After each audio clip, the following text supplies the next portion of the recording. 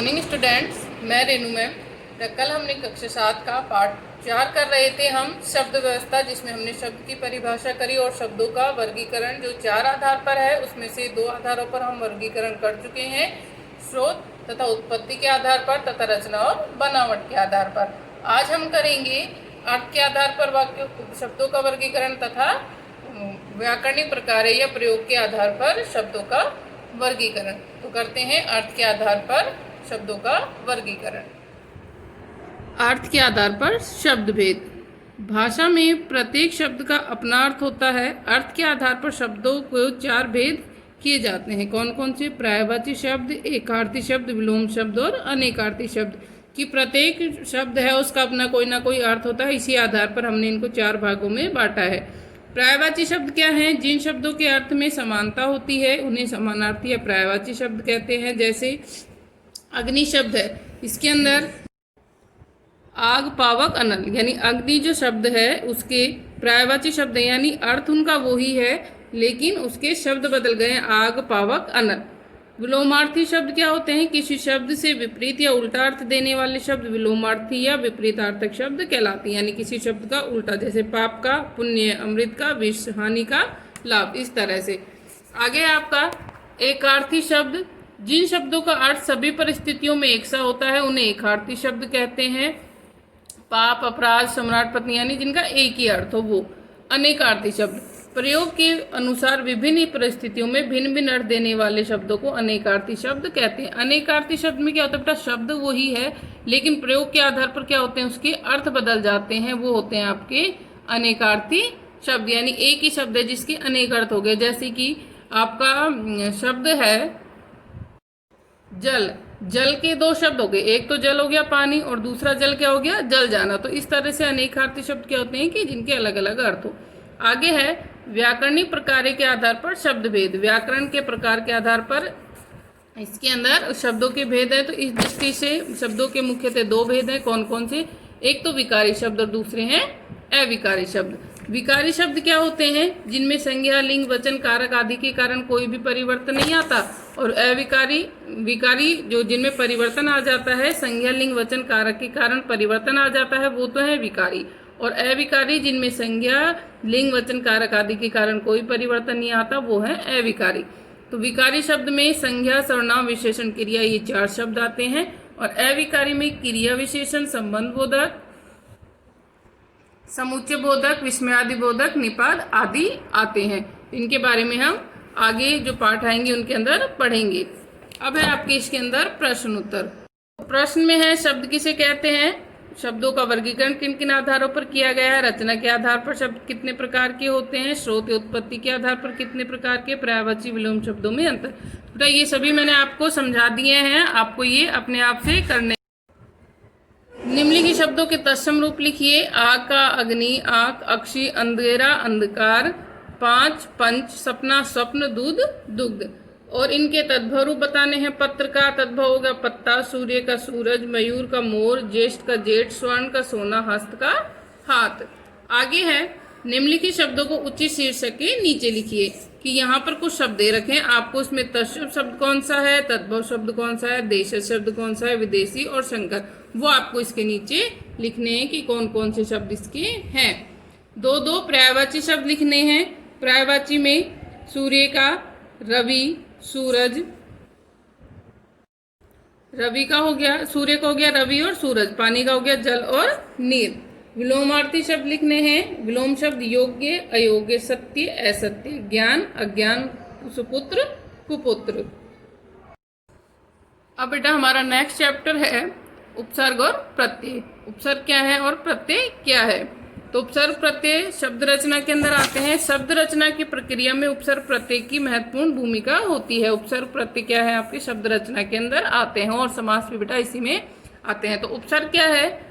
जो शब्दांश मूल शब्द के आरंभ में जुड़कर उसके अर्थ में परिवर्तन कर दे उन्हें उपसर्ग कहते हैं। कि जो शब्दांश मूल शब्द के आरंभ में यानी शुरू में जुड़ के उसके अर्थ में परिवर्तन कर देता है वो कहलाता है आपका उपसर्ग। तो उपसर्ग है आपका जैसे वि और मूल शब्द है ज्ञान, दोनों से मिलकर क्या बन गया? विज्ञान। उपसर्ग आओ तो हिंदी में प्रचलित अधिकतर उपसर्ग संस्कृत से आए हैं। इसके अतिरिक्त हिंदी के अपने उपसर्ग भी हैं इस प्रकार से, और कुछ उर्दू फारसी के उपसर्ग भी हैं। तो जो उपसर्ग हैं उनके कितने भेद हैं उस आधार पर आपके उपसर्ग हैं वो 3 हो गए कि संस्कृत के उपसर्ग, हिंदी के उपसर्ग और उर्दू फारसी के उपसर्ग। तो इस तरह से उपसर्ग यानी जो शब्द के आगे लगे, ए प्लस में भाव, अभाव, अन प्लस में आदर, अनादर, इस तरह से उपसर्ग कि किसी भी मूल शब्द के आगे जो शब्दांश लगता है और उसके अर्थ में परिवर्तन हो जाता है वो कहलाते हैं आपके उपसर्ग। फिर आपका प्रत्यय। प्रत्यय क्या है? जो शब्दांश मूल शब्द के अंत में लगकर उसके अर्थ में विशेषता या परिवर्तन ला देते हैं उन्हें हम क्या कहते हैं? प्रत्यय कहते हैं। जैसे दास प्लस में ता, दास में ता प्रत्यय लगाया क्या बन गया? दास्ता। मीठा में आई प्रत्यय लगाया बनाया मिठाई। अब है प्रत्यय के भेद। प्रत्यय हैं वो 2 प्रकार के होते हैं, एक तो कृत प्रत्यय, एक तद्धित प्रत्यय। कृत प्रत्यय कितने प्रकार के हैं बेटा? 2 प्रकार के, कृत प्रत्यय और तद्धित प्रत्यय। अब आपका कृत प्रत्यय क्या होता है? वे प्रत्यय जो धातु क्रिया का मूल रूप, जो हम क्रिया में पढ़ते हैं कि क्रिया का मूल रूप जैसे पढ़ना है, पढ़ना में मूल रूप क्या है उसका पढ़, तो वे प्रत्यय जो धातु यानी क्रिया के मूल रूप में जुड़कर संज्ञा विशेषण शब्द बनाते हैं उन्हें कृत प्रत्यय कहते हैं। जैसे पढ़ है धातु है यानी क्रिया का मूल रूप है, इसमें हमने आई प्रत्यय लगा क्या बना? पढ़ाई। टिक धातु प्लस आई क्या बन गया? टिकाऊ। तो यहाँ पर आपको जो कृत प्रत्यय है वो क्रिया में लगेंगे, यानी जो धातु है क्रिया का जो मूल रूप है उसमें हम प्रत्यय जोड़कर जो संज्ञा विशेषण शब्द बनाते हैं वो कहलाता है आपका कृत प्रत्यय। फिर है आपका तद्धित प्रत्यय। वे प्रत्यय जो संज्ञा सर्वनाम विशेषण के अंत में जुड़कर नए शब्द बनाते हैं वो तद्धित प्रत्यय कहलाते हैं।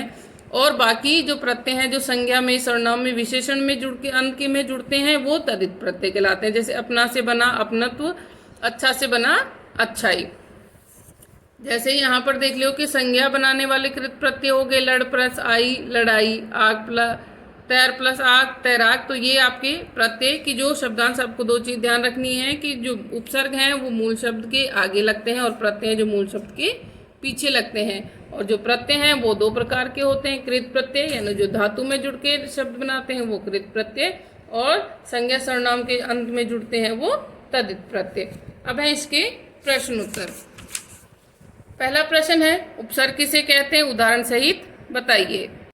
तो जो शब्दांश मूल शब्द के प्रारंभ या आगे जुड़कर उसके अर्थ में परिवर्तन ला देते हैं उन्हें उपसर्ग कहते हैं। जैसे आ प्लस दान आदान, बी प्लस देश विदेश। आगे है हिंदी में कितने प्रकार के उपसर्ग प्रयुक्त हो रहे हैं? प्रत्येक का उदाहरण देकर एक एक उदाहरण लिखना है या 2-2 उदाहरण हमें लिखने। तो हिंदी में 4 प्रकार के उपसर्ग प्रयुक्त होते हैं। संस्कृत के उपसर्ग, हिंदी के उपसर्ग, अरबी फारसी के उपसर्ग और अंग्रेजी के उपसर्ग। ए प्लस भाव अभाव और ए प्लस हिंसा अहिंसा। अध प्लस पका अधपका, बे प्लस दाग बेदाग। और अंग्रेजी का उपसर्ग है हेड प्लस मास्टर हेडमास्टर। अगला प्रश्न है प्रत्यय कहाँ लगते हैं? उदाहरण दीजिए। प्रत्यय कहाँ लगते हैं? तो प्रत्यय मूल शब्द के अंत में लगते हैं। उदाहरण है जैसे आपका उदाहरण है बंगाल प्लस ही क्या बना? बंगाली। अब है आपका अगला प्रश्न प्रत्यय कितने प्रकार के होते हैं? प्रत्यय कितने प्रकार के होते हैं? प्रत्यय के 2-2 उदाहरण लिखिए। तो प्रत्यय हैं जो आपके 2 प्रकार के होते हैं, कृत प्रत्यय और तद्धित प्रत्यय। इसमें लड़ प्लस आई लड़ाई, तैर प्लस आग तैराक। तद्धित में भूख प्लस आ भूखा, दया प्लस आलू दयालु। तो ये हैं आपके प्रश्न उत्तर। इसके आगे इसकी एक्सरसाइज है बेटा, निम्नलिखित शब्दों में से मूल शब्द और उपसर्ग को अलग अलग कीजिए। तो मूल शब्द अपयश में उपसर्ग क्या हो गया आपका? यानी आगे लगेगा अप, और मूल शब्द यश। उपहार में उपसर्ग उप और मूल शब्द हार। आजन्म आ उपसर्ग जन्म मूल शब्द। उपसंहार उप उपसर्ग संहार मूल शब्द। पराजय परा उपसर्ग जय मूल शब्द। बाकायदा बा उपसर्ग कायदा मूल शब्द। आगे है निम्नलिखित शब्दों में से मूल शब्द और प्रत्यय अलग अलग करके लिखिए। अब हमें प्रत्यय अलग करने, और प्रत्यय क्या होते हैं बेटा? जो मूल शब्द के अंत में लगते हैं। तो लघुता लघु में प्रत्यय है ता। राष्ट्रीय राष्ट्र मूल शब्द और ई है प्रत्यय। सामाजिक समाज मूल शब्द और इक प्रत्यय। जेठानी जेठ मूल शब्द और आनी प्रत्यय। दयालु दया मूल शब्द और आलू प्रत्यय। अब है इन उपसर्गों का प्रयोग करके दो दो शब्द बनाएंगे और इन प्रत्ययों का प्रयोग करके दो दो शब्द बनाने की। उपसर्गों का प्रयोग करके आपको दो दो शब्द बनाने और प्रत्ययों का प्रयोग करके दो दो शब्द बनाने हैं। शब्द है प्रति से बन गया हमारा प्रतिपक्ष, प्रतिवाद। स से बना सहपरिवार, सपूत। कु से बना कुचाल, कुसंग। वी से बना वियोग, विज्ञान। ऐ से बना अज्ञान और अहिंसा। फिर है इनके योग से, प्रत्ययों के योग से हमें शब्द बनाने। आहट, कड़वाहट, चिकनाहट। आई, अच्छाई, ऊंचाई। आग, तैराक, चालाक। आवट, सजावट, मिलावट। किया, डिबिया और लुटिया।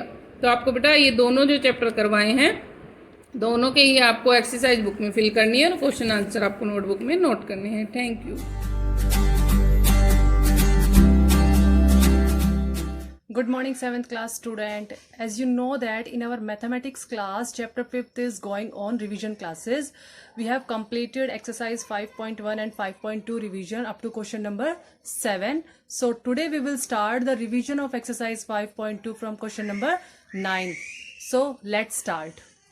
Now question number 9, find x so that 3 by 5 raised to the power 3 multiplied by 3 by 5 raised to the power minus 5 is equal to 3 by 5 raised to the power 2x minus 4. तो हमें यहाँ पे x की value find out करनी है। तो हमने observe किया कि जो हमारा बेस है वो तीनों में सेम है, तो हम एक्सपोनेंट को क्या करते हैं, इक्वेट करते हैं। एक्सपोनेंट को इक्वेट करेंगे तो क्या आएगा, 3 minus 5 is equals to 2x minus 4 हो जाएगा। तो यहाँ पे वैल्यू क्या आ जाएगी, minus 2 is equals to 2x minus 4। अब इन दोनों को हम इंटरचेंज करते हैं तो यहाँ हो जाएगा minus 2x is equals to 2 minus 4 where x is equals to 2 minus 4 minus 2, और माइनस से माइनस हमारा कैंसिल होगा, ये 2 हमारा डिवाइड में आ जाएगा। माइनस 2 को हम डिवाइड में ले आते हैं तो आंसर क्या आ जाएगा हमारे पास, 1 आ जाएगा। So value of x is 1 आ जाएगी। तो यहाँ हमारी एक्सरसाइज 5.2 का रिवीजन कंप्लीट हो गया है। अब हम स्टार्ट करेंगे एक्सरसाइज 5.3 का क्वेश्चन नंबर 1 स्टार्ट करते हैं।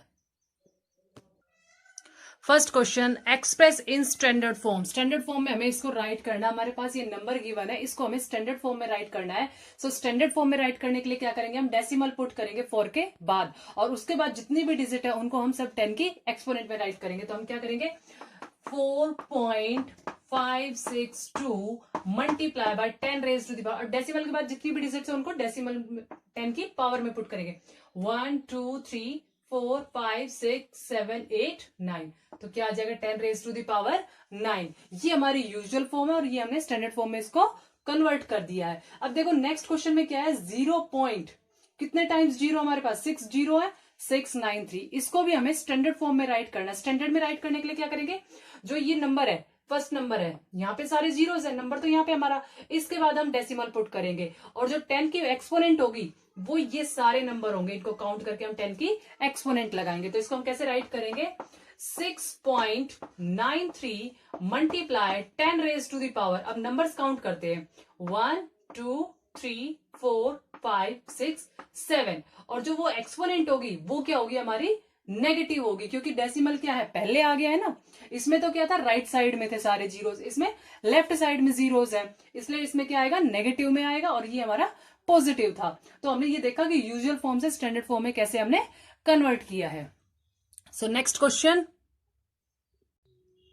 Question number 2, expanded form. हमें इस क्वेश्चन को क्या करना है, इन नंबर्स को एक्सपेंडेड फॉर्म में राइट करना है। 3,56,780 है, तो हम पहले क्या राइट करते थे कि 3 लिख दिया, 3 को 1 लाख से मल्टीप्लाई कर दिया, 3 लाख हो गया है। 5 को हमने 10,000 से मल्टीप्लाई कर दिया, 50,000 हो जाता था, 6,000 हो जाएगा। अब इस वाले चैप्टर में हम क्या करेंगे, स्टैंडर्ड फॉर्म में ही राइट करते हुए चलेंगे हम इनको। तो अब देखो 3 लाख है हमारे पास, तो लाख में कितनी जीरोज होती है हमारे पास, 5 जीरोज होती है, तो multiply by 10 raise to the power 5 लिखेंगे। यहाँ पे हम पूरा 1 लाख ना लिख के 10 की पावर 5 लिख के चलेंगे, plus 5 multiply by 10 raise to the power 4, 10,000 को हम 10 raise to the power 4 write करेंगे, plus 6 multiply by 10 raise to the power 3, plus 7 multiply 10 raise to the power 2, plus 8 multiply by 10 plus 0। अब ये क्या, हमने स्टैंडर्ड फॉर्म में ही अपनी expanded form right कर दी है। अब 1 लाख को मैंने क्या लिख दिया, 10 रेज टू द पावर 5 लिख दिया है, 10,000 को मैंने 10 रेज टू द पावर 4 लिख दिया है, और 1000 को 10 का क्यूब लिख दिया, और 100 को 10 का स्क्वायर। इस तरह से हमें इसको एक्सपेंडेड फॉर्म में राइट किया हुआ है। तो बाकी के इसके जो 3 पार्ट हो रहा है वो आप लोग खुद ट्राई करोगे। सो नेक्स्ट क्वेश्चन स्टार्ट करते हैं। नेक्स्ट क्वेश्चन नंबर 3, राइट इन यूजुअल फॉर्म। अब देखो हमें स्टैंडर्ड फॉर्म में गिवन है, हमें इन नंबर्स को किस में कन्वर्ट करना है, यूजुअल फॉर्म में कन्वर्ट करना है। तो यूजुअल फॉर्म में कन्वर्ट करने के लिए देखो 7.82 मल्टीप्लाई 10⁻5 है, हमें इस डेसिमल को हटाना है। डेसिमल के बाद 2 डिजिट्स तो है, अब कितने डिजिट्स की रिक्वायरमेंट होगी, 5 में से 2 लेस कर देंगे तो 3 डिजिट्स की, यानी कि 3 जीरो पुट करेंगे। तो हम इसको राइट करेंगे इस तरह से 782,000, इस तरह से हम इसको राइट करेंगे। तो नेक्स्ट है हमारे पास 3.52 मल्टीप्लाई 10⁻⁻6। अब देखो ये तो थी पॉजिटिव एक्सपोनेंट, यहाँ पे क्या हमारे पास नेगेटिव है, तो नेगेटिव में क्या होगा, हमें लेफ्ट साइड में करना होगा। तो 3.52 है, तो इसमें 10⁻⁻6 है, तो एक डिजिट तो है, बाकी कितने डिजिट्स की रिक्वायरमेंट है, 5, यानी कि 5 हम जीरो पुट करेंगे। तो हम इसको राइट करेंगे 0.1234 तो 5 जीरो हो गए और एक हमारा 3 हो गए, 6 डिजिट्स हो गए पूरे, 5 2। तो ये आ जाएगी हमारी यूजुअल फॉर्म में, राइट हो जाएगा ये हमारा। ठीक है, इस तरह से हम यूजुअल फॉर्म में राइट करेंगे इसको, और यहाँ पे ये डेसिमल आ जाएगा इसके लिए भी। इस तरह से हमें -6 है तो हम यहाँ पे लेफ्ट में करेंगे, और पॉजिटिव है तो हम राइट में 0 पुट करेंगे। ये हमारी यूजुअल से standard form, sorry standard to usual form हो गया है। Next question, the distance between the earth and the moon is 384,400,000 metre, express it in a scientific notation. इसको हमें साइंटिफिक नोटेशन में राइट करना है। ये हमारे पास क्या है, यूजुअल फॉर्म में राइट है। इस यूजुअल फॉर्म को हम साइंटिफिक नोटेशन में राइट करने के लिए क्या करेंगे, साइंटिफिक मैंने आपको बताया था एक्सपोनेंट की फॉर्म में राइट करना है। तो इसको हम क्या करेंगे, डेसिमल यहां पुट करेंगे 3 के बाद, तो ये हो जाएगा 3.844 मल्टीप्लाई 10⁻⁻। अब डिजिट्स काउंट कर लेते, 3 + 3 6 + 2 8, तो हो जाएगा 10⁻⁸ मीटर। तो स्टैंडर्ड फॉर्म में क्या आ जाएगा, 3.844 मल्टीप्लाई 10⁻⁸ मीटर। डिस्टेंस किसका हो गया, between earth and the moon. अब इसी तरह से जो हमारा क्वेश्चन नंबर 5 है, उसमें भी हमारे पास क्या है, साइंटिफिक नोटेशन में, यूजुअल फॉर्म में हमें दिया हुआ, उसको भी हमें क्या करना पड़ेगा, साइंटिफिक नोटेशन में कन्वर्ट करना पड़ेगा। तो आप लोग 5th क्वेश्चन ट्राई अपने आप करोगे, आप कर पाओगे। सो हम अब स्टार्ट करेंगे question number 6। Next question, 1 pico is equals to 1/1 billion meter, express it in a standard form। तो हमें जो 1 pico दिया हुआ है, हमारा जो 1 pico है वो इक्वल है हमारा 1/1 बिलियन। तो इसमें कितनी जीरोज है हमारे पास, ये हमारे पास जीरोज है 12। तो ये 12 जीरोज को हम इस तरह से राइट कर सकते हैं। तो 1 पिको को हम किस तरह से राइट कर सकते हैं, 1/10⁻12। अब इसको भी हमें क्या है, स्टैंडर्ड फॉर्म में राइट करना है। अब देखो ये वैल्यू क्या है, डिनोमिनेटर में 10⁻12, इसको जब मैं न्यूमिनेटर में लेके जाऊंगी तो न्यूमिनेटर में क्या है, एक्सपोनेंट क्या हो जाएगी हमारी, नेगेटिव हो जाएगी। तो नेगेटिव हो जाएगी, इसको हम किस तरह से राइट करेंगे, 1 मल्टीप्लाई बाय 10⁻⁻12 मीटर। जो 1 पिको है उसकी वैल्यू किसके इक्वल हो गई स्टैंडर्ड फॉर्म में, 1 मल्टीप्लाई बाय 10⁻⁻12 मीटर हो गई। ये 1 पिको की वैल्यू आ गई। हमसे क्वेश्चन में सिर्फ यही पूछा गया था कि इसको हमें स्टैंडर्ड फॉर्म में राइट करना, तो ये हमारी इसकी स्टैंडर्ड फॉर्म आ गई है। तो स्टूडेंट्स, हमारे 5th चैप्टर का रिवीजन कंप्लीट हो गया है। अब हम नेक्स्ट क्लास में अपना चैप्टर नंबर 6 स्टार्ट करेंगे। ये हमारा सिलेबस का चैप्टर स्टार्ट हो जाएगा। 1 to 5 चैप्टर हम पहले कर चुके थे, उसका रिविजन अभी कराया है हमने इन क्लासेस में, और हम 6th चैप्टर का कल स्टार्ट करेंगे, अलजेब्राइक एक्सप्रेशन। आई होप आप सबने ये रिवीजन मेरे साथ कंप्लीट कर लिया है। कल से हम अपना सिलेबस स्टार्ट करेंगे। Thank you Students, welcome to our YouTube classes. This is for class 7. In previous class we have completed our 2nd chapter of civics, and today we start our 3rd chapter of civics, named Institutional Representation of Democracy. We do the short and long question answer of this chapter in this class because we do the exercise of this chapter in previous class. Let me start our class with short question answer. Question number 1 is, who are the member of election commission? कि election commission के member कौन होते हैं? 3 members होते हैं, the chief election commissioner और 2 election commissioners। कि एक तो मुख्य इलेक्शन कमिश्नर होता है, मुख्य चुनाव अधिकारी होता है, और 2 अन्य चुनाव अधिकारी होते हैं। एक तो मुख्य होता है, 2 अन्य होते हैं उसके साथ। What is universal adult franchise की यूनिवर्सल एडल्ट फ्रेंचाइज क्या है? Any citizen who has attended the age of 18 is allowed to vote in India irrespective of caste, creed, gender or religion. This is called universal adult franchise. कि भारत के अंदर प्रत्येक वो नागरिक, ठीक है, भारत के अंदर प्रत्येक वो नागरिक जो 18 साल की एज प्राप्त कर चुका है उसको वोट देने का अधिकार है और उसके साथ किसी भी तरीके का कोई भेदभाव नहीं किया जाएगा, ना तो जाति के आधार पे, ना धर्म के आधार पे, ना लिंग के आधार पे, किसी भी आधार पे उसके साथ भेदभाव नहीं किया जाएगा। इसी को यूनिवर्सल एडल्ट फ्रेंचाइज कहते हैं। Our third question is what are electoral voting machine की इलेक्टोरल वोटिंग मशीन क्या होती हैं? Electoral voting machines are used to record the votes each voter has casted.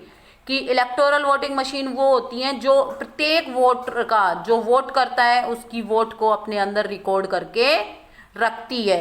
Our next question is what is a political party की राजनीतिक party क्या होती है? A political party is defined as an organisation that has a common ideology and aims to form a government.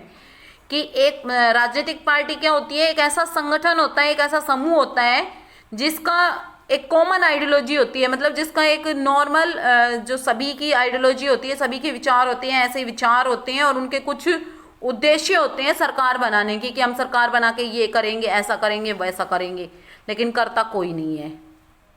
Our next question is what are the two houses of parliament की parliament के two houses कौन से हैं? The two houses of the parliament Lok Sabha और lower house MLA, Rajya Sabha और upper house MP. कि two houses होते हैं पार्लियामेंट के, एक होती है लोकसभा या लोअर हाउस जिसके मेंबर्स को एमएलए कहते हैं, मेंबर ऑफ लेजिस्लेटिव, सॉरी ये एमएलए नहीं आएगा यहाँ पे बेटा, यहाँ पे एमपी होते हैं दोनों के, ठीक है। दूसरा राज्यसभा है जिसको अपर हाउस कहते हैं और दोनों के ही जो मेंबर्स होते हैं उनको मेंबर ऑफ पार्लियामेंट कहते हैं। Now we do our long question answer. First long question is describe the political parties in India. कि भारत के अंदर जो राजनीतिक पार्टियां हैं उनके बारे में बताइए। India follows a multi-party system where there are more than two political parties. कि इंडिया के अंदर बहुत सारी पार्टियां हैं जिनमें से मोर देन टू पॉलिटिकल, मतलब कि यहाँ पे दो से अधिक या बहुत सारी पॉलिटिकल पार्टीज हैं। National parties are those political parties there are more than two political parties, मतलब दो पॉलिटिकल पार्टी से ज़्यादा हैं, यहाँ पे बहुत सारी पार्टियां हैं। कुछ तो नेशनल पार्टीज हैं जो पूरे जो present significantly through out the country, कि जो पूरे देश को रिप्रेजेंट करती है, जैसे भारतीय जनता पार्टी है, आईएनसी है, इंडियन नेशनल कांग्रेस है, सीपीआई है, एटसेट्रा, ठीक है। दूसरी पॉलिटिकल पार्टीज क्या होती है? Which have influence over certain region और state are known as regional parties. कि कुछ पार्टियां किसी प्रदेश की ही पार्टी होती है, किसी राज्य की ही पार्टी होती है, उससे बाहर वो काम नहीं करती, जैसे कि AIDMK, DMK, आप, ये सारी क्या है जो ये सारी पार्टियां रीजनल पार्टीज हैं। Okay, now we do our third question, sorry second question. Question is what do you understand by coalition government. कि कोलिशन गवर्नमेंट से आप क्या समझते हैं? कोलिशन गवर्नमेंट का मतलब होता है बेटा जो सरकार मिलजुल के बनती है, ठीक है। किसी एक पार्टी को मेजोरिटी नहीं मिलती तो वो मिलजुल के सरकार बनाती है। Coalition of government means when no single party secure absolute majority in the Lok Sabha. कि लोकसभा में जब कोई पार्टी अपना अकेली मेजोरिटी को प्राप्त नहीं करती है, in such a situation government can be formed by an alliance or a coalition of two or more different political parties। और अब क्या होता है, इस स्थिति में क्या होता है कि सरकार दो या दो से अधिक पॉलिटिकल पार्टी के मिलने से बनती है, उसी को कोलिशन कहते हैं। कोलिशन का मतलब होता है गठबंधन, ठीक है, जो एक या दो से अधिक पार्टियों से मिलके बनती है। Now our third question is explain the electoral process. कि वोटिंग का जो प्रोसेस होता है वो क्या होता है। जैसे कि हम वोट डालने, आप लोग तो नहीं जाते क्योंकि आप 18 ईयर से कम हो, आपके पेरेंट्स, आपके बड़े भाई बहन जाते हैं क्योंकि वो 18 ईयर से ऊपर होते हैं, तो इलेक्टोरल प्रोसेस क्या है, मतलब इलेक्शन होने की क्या प्रोसेस है। The announcement of the dates of elections initiate the electoral process, कि जिस दिन से इलेक्शन होने की डेट अनाउंस होती है उसी दिन से इलेक्टोरल प्रोसेस, चुनाव प्रक्रिया स्टार्ट हो जाती है। A candidate must be of 25 years of age to contest the election of Lok Sabha. एक व्यक्ति जो 25 साल की उम्र का हो जाता है वो लोकसभा के चुनाव में भाग ले सकता है। All political parties are registered with EC, कि ऑल पॉलिटिकल पार्टीज, सभी पॉलिटिकल पार्टी कहाँ रजिस्ट्रेशन कराती है, इलेक्शन कमीशन में, ठीक है। और then nomination paper are filled, उसके बाद नामांकन पत्र भरे जाते हैं। The campaign for election start, फिर चुनाव प्रक्रिया के लिए जो प्रचार है वो स्टार्ट हो जाता है। उसके electoral symbols are used and polling take place, और फिर क्या है कि चुनाव चिन्ह दिए जाते हैं और फिर पोलिंग बूथ्स दिए जाते हैं, फिर चुनाव स्टार्ट हो जाते हैं। At last the result vote declared, और अंत में क्या होता है, रिजल्ट आ जाता है और जो पार्टी मेजोरिटी में आती है वो अपनी सरकार बना लेती है। Next question is list the function of election commission, कि इलेक्शन कमीशन के बारे में अब हमें बताना है कि उसके क्या क्या काम हैं। फंक्शंस ऑफ इलेक्शन कमीशन, कि इलेक्शन कमीशन के कार्य। EC announce the date of election, election commission क्या करता है, डेट अनाउंस करता है इलेक्शन के लिए। Electoral symbols are given to all parties, सभी को चुनाव चिन्ह दिए जाते हैं। प्रिपेयर द वोटर लिस्ट, फिर वोटर लिस्ट तैयार की जाती है। Announces the result of the election, फिर इलेक्शंस का रिजल्ट अनाउंस किया जाता है।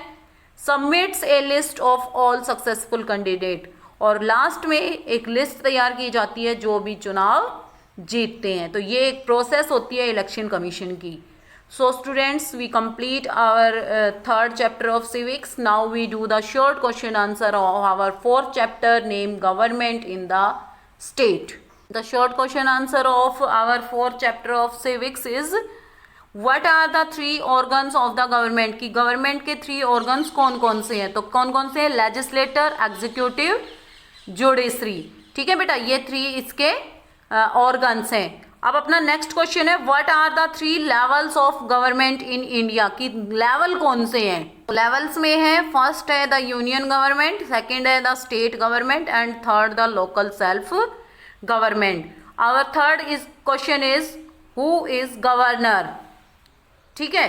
तो आंसर क्या है, the governor is the head of state and he is appointed by the president of India on the advice of the union government, कि संघीय सरकार के एडवाइस पे, सलाह पे जो प्रेसिडेंट जिसको नियुक्त करता है, और जो देश जो राज्य का हेड होता है, जैसे कंट्री का हेड प्रेसिडेंट होता है वैसे ही जो स्टेट है उसका हेड कौन होता है, गवर्नर होता है। Our fourth question is who is speaker.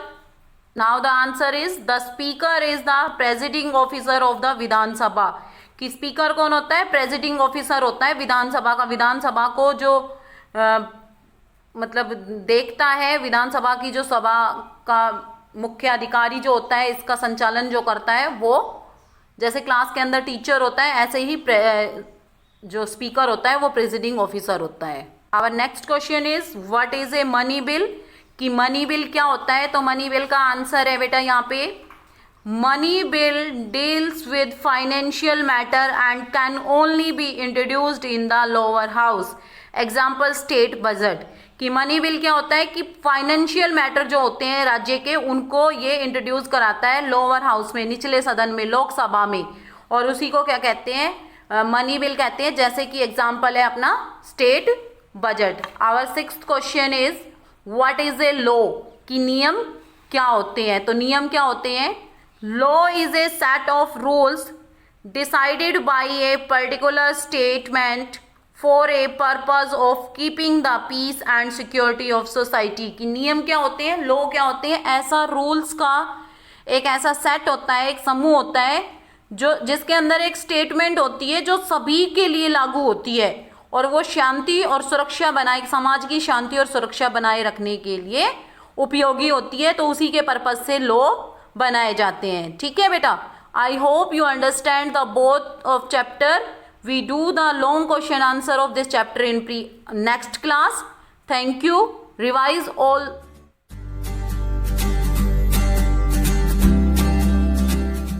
Good morning, my dear student of class 7. This is Vinita ma'am, your science teacher teaching in MLP International School, Rajpura. Student, as you know that we have already discussed the topic of the chapter 4, that is the nutrition in plants. We have already discussed the topic was saprophytic and parasitic new mode of nutrition that comes under the heterotrophic mode of nutrition. Now we will discuss insectivores and symbionts. So student, the insectivores are the some green plants which grow in nitrogen deficient soil, have adapted to a very unique mode of nutrition to fulfill their nitrogen requirement. They have modified some of their body parts to trap and digest insects for the nitrogen nutrition, such plants are called insectivorous plant. For example, pitcher plant, Venus flytrap, bladderwort. So see student, this all are the diagrams of insectivorous plants. So what happened with the insectivorous plants? They feed on the insects to fulfill their nitrogen requirement. Okay student, what happened, क्या होता है कि जो insectivorous plant होते हैं वो अपनी nitrogen की डेफिशिएंसी को कंप्लीट करने के लिए, फुलफिल करने के लिए उन्होंने अपने आप को एक very unique mode of nutrition में डेवलप किया है, and they from that they fulfil their nitrogen requirement. Okay, they modified their some parts of their plant, or you can say that of their body, to trap the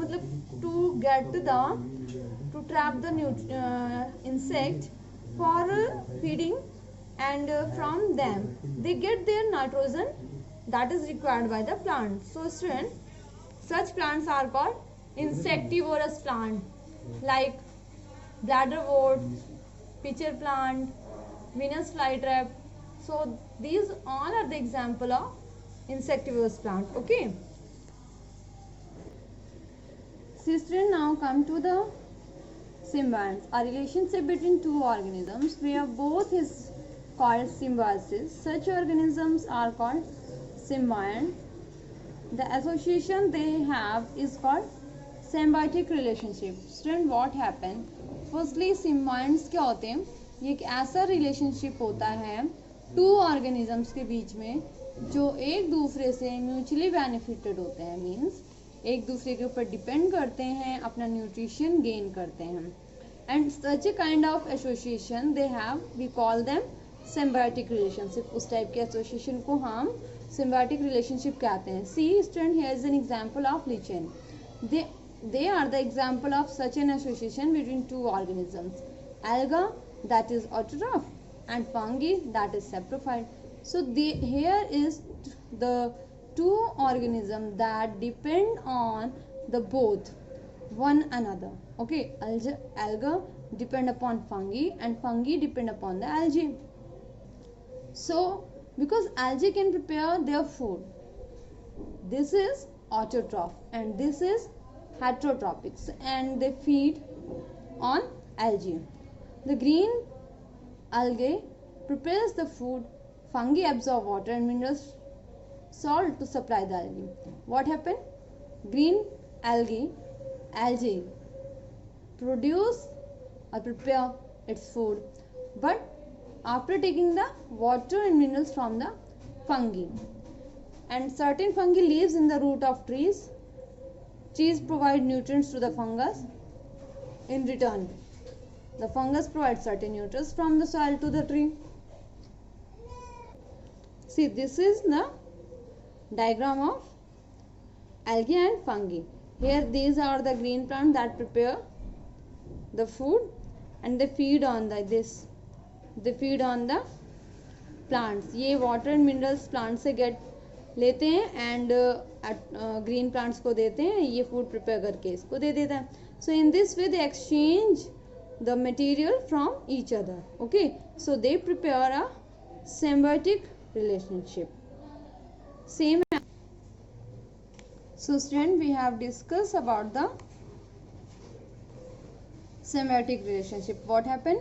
See again that symbiotic relationship are maintained by two organisms who depend upon each other. The first one is, we can say that they both are the symbionts. Okay, they depend upon each they depend upon each other, and like that here is an example that I have told you that lichens, leguminous plants में जो rhizobium bacteria रहता है, they both are the example of symbiotic relationship. So student, now here mention that self check question that you have to do in your fair notebook. The first one is column first and column second.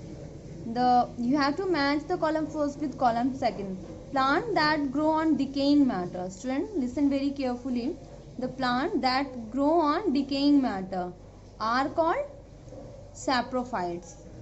Okay, so here we will mention the first, because वो plant जो decaying matters पर feed करते हैं उन्हें हम saprophytes बोलते हैं. क्या बोलते हैं student? Saprophytes. Okay, living together for mutual benefit. Mutual benefit, एक दूसरे की बेनिफिट के लिए दोनों एक साथ रहते हैं. They come under the symbiosis relationship. So here we will mention second. Now the third one is a plant example of a total parasites. Here is a total parasites. I have told you that total parasites is a Cuscuta. So here we will mention third. Next is organisms which obtain food from others. वो organism तो दूसरे से food लेते हैं.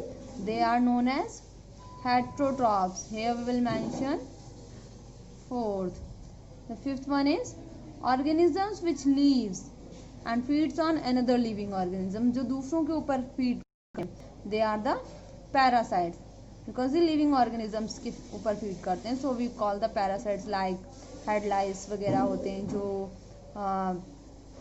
leeches वगैरह होती हैं. So these all come under the parasites. Here we mention fifth. We have done our matchups. Now is the long question answer. That question number third. How are the nutrients put back in the soil? Nutrients soil में वापस किस तरीके से replenish किए जाते हैं, means वापस डाले जाते हैं. So student, nutrients replenished by certain different microorganisms that are found in the soil. That is the rhizobium bacteria. ये क्या करता है? leguminous plants में रहता है, and it gains the nutrients from the soil and back to the root nodules के through. ये उसमें रूट नोड्यूल्स में रहता है एंड लेगुमिनस प्लांट से नाइट्रोजन लेता है एंड इसको रिप्लेनिश कर देता है सॉइल को. Like that it replenish the nutrients. Next is by using manure. Manures को यूज करके you know how to spray, how to put down the manures in the field by applying fertilizers. Fertilizers are also rich in different nutrients, so they also replenish the soil nutrient. Next is by crop rotation method. Crop rotation means one after one crop. Okay, in one season one, in the next season another crop we should grow. And by growing leguminous crop, in this we grow firstly a crop that yield the rice, wheat and like that, and after that growing we grow the leguminous crop, that is gram, peas, like that. Okay, next question is distinguish between total parasites and partial parasites. Here is the total parasites.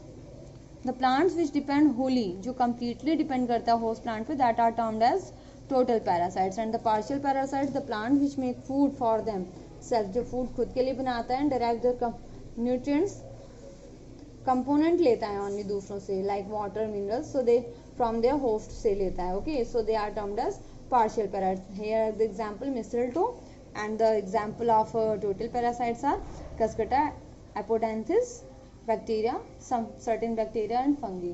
So student, that's all for today. Goodbye.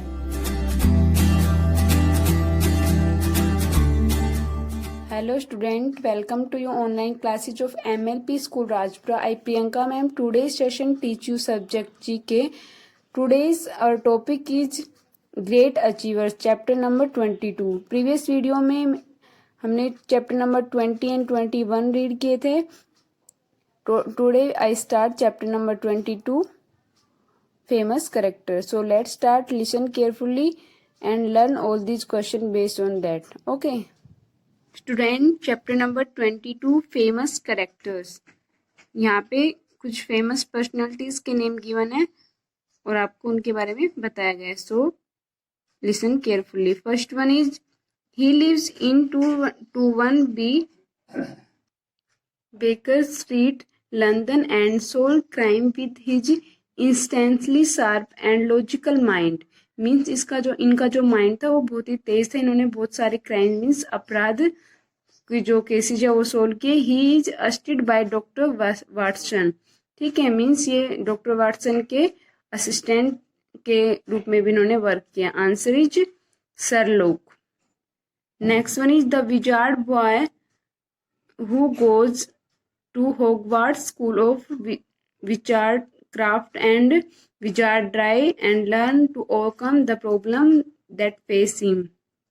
Means wizard होता है जादूगर. ये एक जादूगर लड़का था जिन्होंने हॉगवार्ट जो स्कूल है वहां से अपनी एजुकेशन ली थी क्राफ्ट और ड्राई में, और ये भी लर्न किया था कि जो प्रॉब्लम आती है उनको कैसे फेस करना है लाइफ में. तो answer is Harry Potter.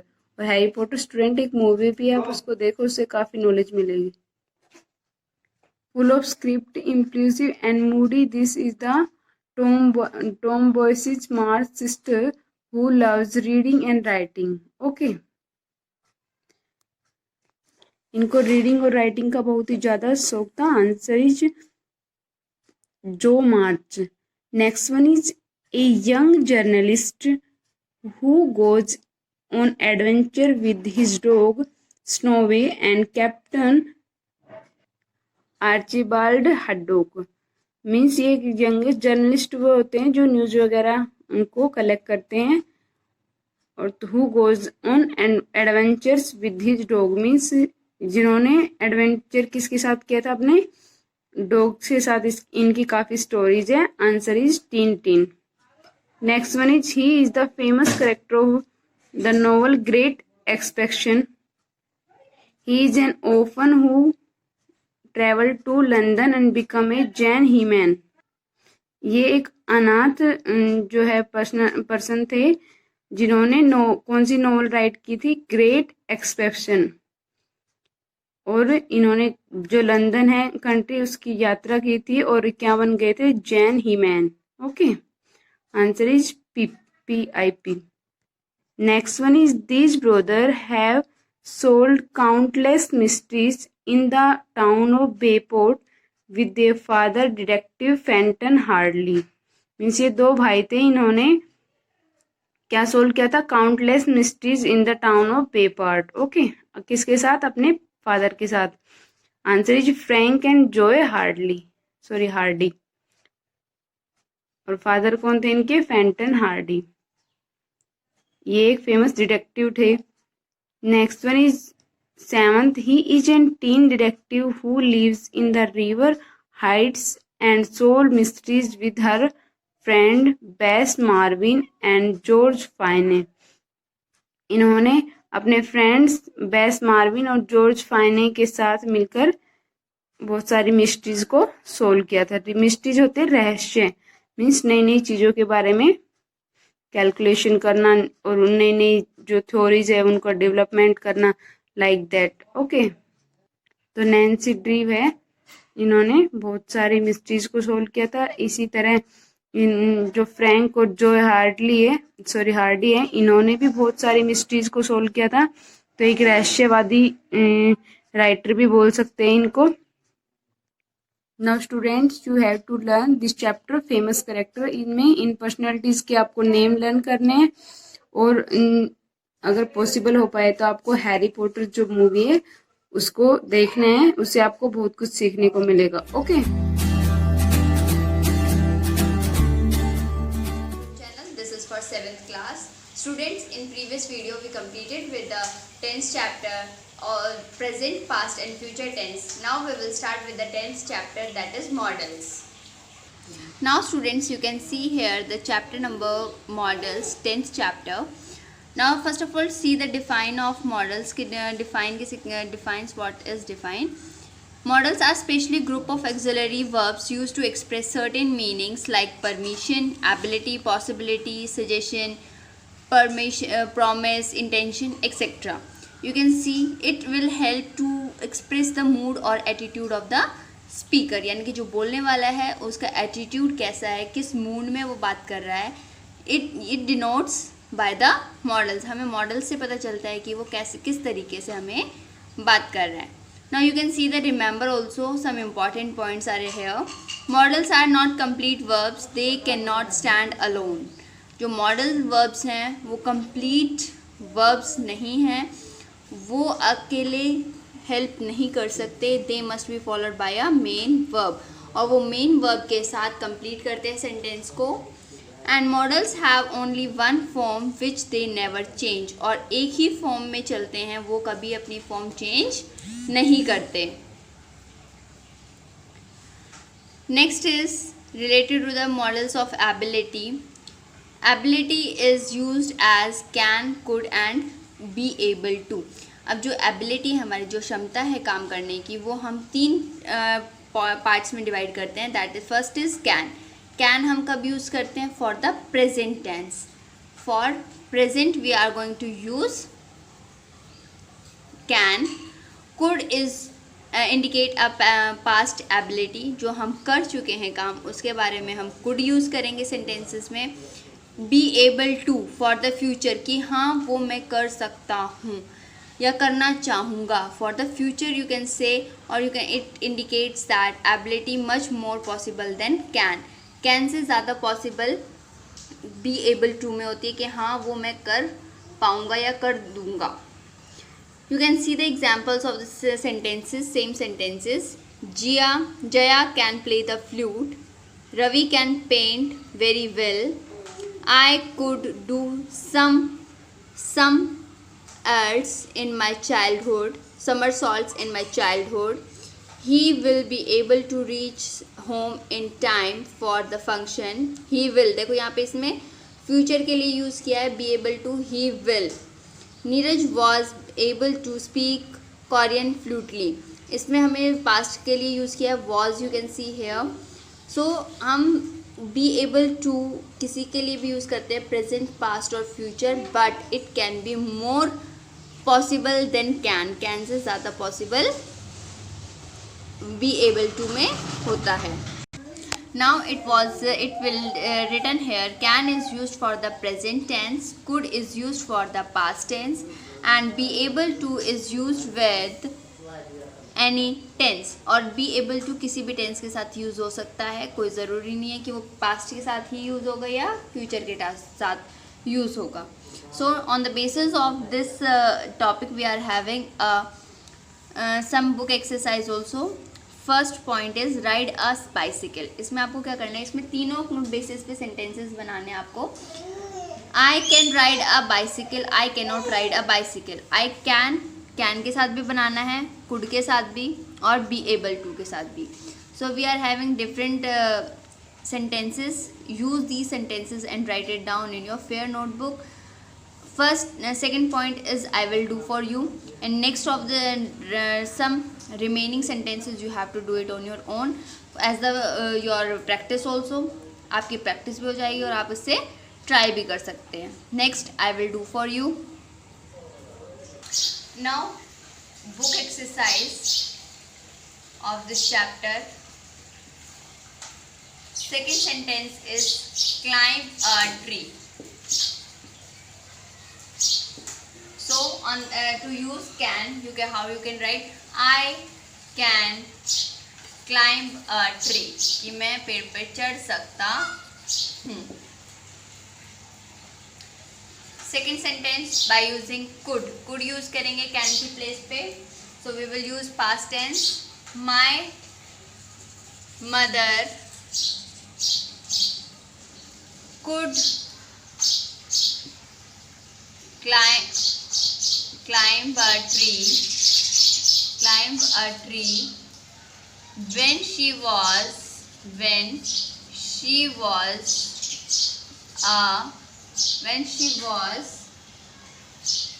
4 years old, कि जब वो 4 साल की थी वो भी पेड़ पर चढ़ सकती थी. Next is for be able to. My father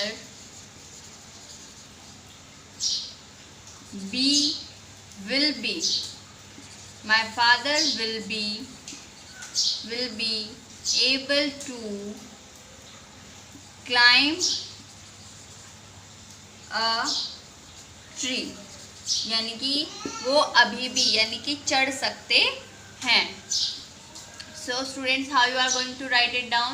First of all, write it down the chapter name, 10 chapter models, then define of models, then important points, book exercise, and then write it down like this.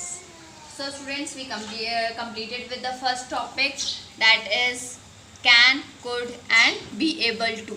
So write this book exercise in your fair notebook. Second question is done by me. First is example, and remaining sentences you have to do it on your own. Thank you everyone. Good morning student, welcome to online classes, and today for class 7 chapter number 6 we are going to just revise this chapter, and in the previous video I just explained the story of this lesson. So today what we will do, we will just do the exercise of this question, this chapter number 6. So let us start. Now see the answer of the following question in one word sentence. जो ये question आपको 3 दिए हुए इनके one word से जो है या फिर 6 सेंटेंस में आपको इसका आंसर देना है. Who was Ramu? Ramu was मीशर, ये एक मीजर था यानी कि कंजूस जो है था. And what was his only job? उसका क्या जॉब था? वो एक जो है उसके पास खजाना था. और ये देखिए, what was his only job? His job was count money every day. उसका सिर्फ एक ही काम था कि जो मनी उसके पास था वो उसे सिर्फ काउंट करता था. नंबर 3 देखिए, where did Ramu bury his all money? उसने अपने सारे पैसे कहाँ दबा दिए? Under the banyan tree. एक banyan tree के अंडर उसने अपने सारे पैसे दबा दिए. अब मल्टीपल चॉइस क्वेश्चन देखिए नंबर 2 का. तो ये जो है अकॉर्डिंग टू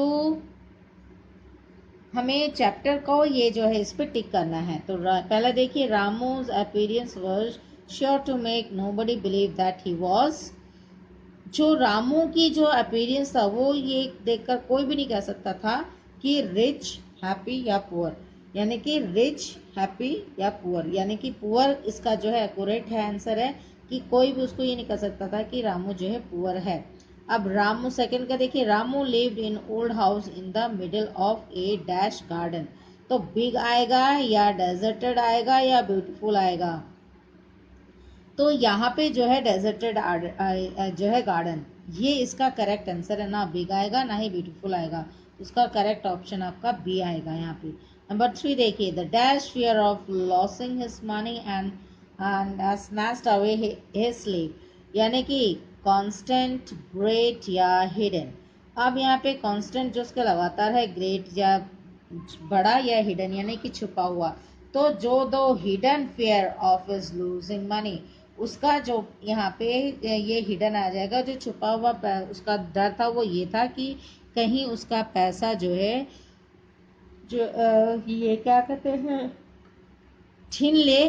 तो उसका ये है हिडन, उसने जो पैसे उसने छुपा रखे थे वो उसका जो है चैन उसकी छीन ली थी, उसने नींदें उड़ा दी थी. नंबर 4 देखिए, one day he decided that he would dash all his money deep under the ground, बरी, कंसील एंड कीप. तो यहाँ पे इसका जो है एक्यूरेट आंसर आपका बरी आएगा. उसने एक दिन अपना डिसाइड किया कि वो अपना जो है पैसा जो है दबा देगा एक अंडरग्राउंड. नाउ 5th का देखिए, the thieves were looking forward to a rich dash fortune, treasure and यह है बूढ़ी. तो ये जो इसका आंसर है ये आपका रिच बूढ़ी आएगा यहाँ पे, कि उसने एक ऐसे लोग देखना चाह रहे थे जिसके पास ढेर सारा धन हो।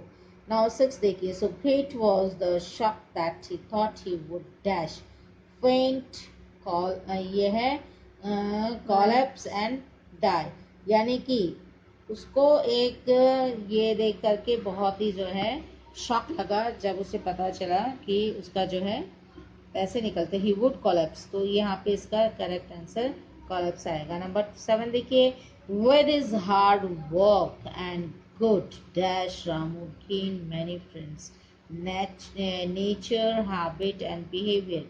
तो यहाँ पे गुड बिहेवियर आपका आएगा, इन दोनों में से कुछ नहीं आएगा, बिहेवियर आपका करेक्ट आंसर है। तो उसने अपने हार्ड वर्क और गुड बिहेवियर से अपने बहुत से फ्रेंड्स बना लिए थे रामू ने। नाउ स्टूडेंट, आप देखिए इसका ट्रू फॉल्स और इसके question answer we will just see in the next video. आप देखिए इसका ट्रू फॉल्स देखिए, Ramu was a very poor man. तो ये स्टेटमेंट इसकी फॉल है, रामू पुअर मैन नहीं था। नंबर 2 देखिए, Ramu always try to help his neighbours. Ramu हमेशा अपने नेबर्स की हेल्प करना चाहता था, ये भी फॉल्स है, he never used to help his neighbours. Number 3 देखिए, Ramu lived in an old house in the middle of the deserted garden, यानी कि ये स्टेटमेंट ट्रू है क्योंकि हाँ वो जो है घर के बीचों बीच रहता था डेजर्टेड गार्डन में। अब यहाँ पे 4 देखिए, now say the fourth one, रामू's neighbours were jealous of his riches.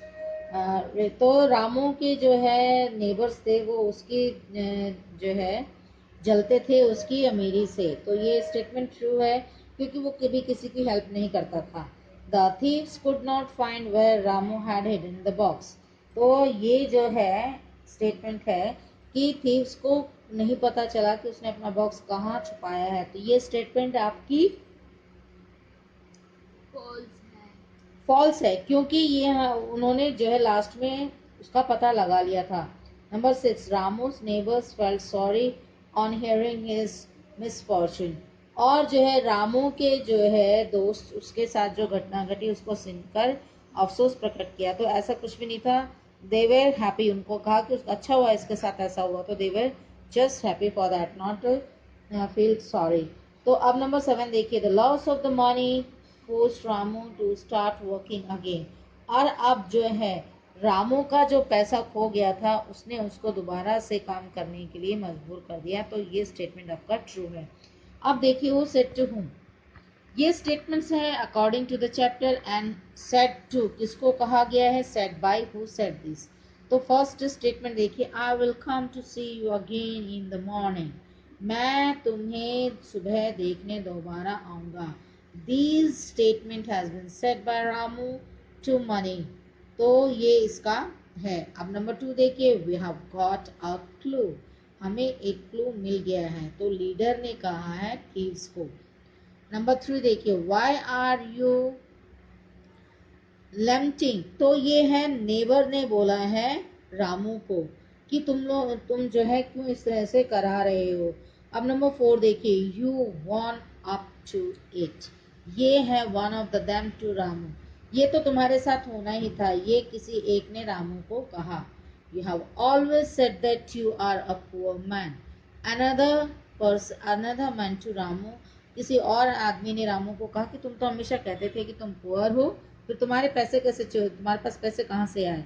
Number 6 देखिए, the wealth was of no use other to you और टू अस। तो थर्ड पर्सन, एक थर्ड मैन कहता है रामू को कि जो पैसा तुम्हारा था ना तो वो तुम्हारे ही किसी काम आया ना ही किसी और के। It didn't give you any rest, तो ये है फोर्थ मैन ने कहा है रामू को कि इस पैसे ने तुम्हें कभी भी चैन की नींद सोने नहीं दिया। सो स्टूडेंट, आज के इस वीडियो में इतना ही रिवीजन है और आपको ये इसको रेगुलर आप इसे करते रहिएगा। और कोई प्रॉब्लम हो in that case you all have my number, you can just directly speak to me in this regard. So student, what you have to do as usual, you have to like the video, subscribe the channel and just share it, and don't forget to click on bell icon. So student, thank you, take care and bye.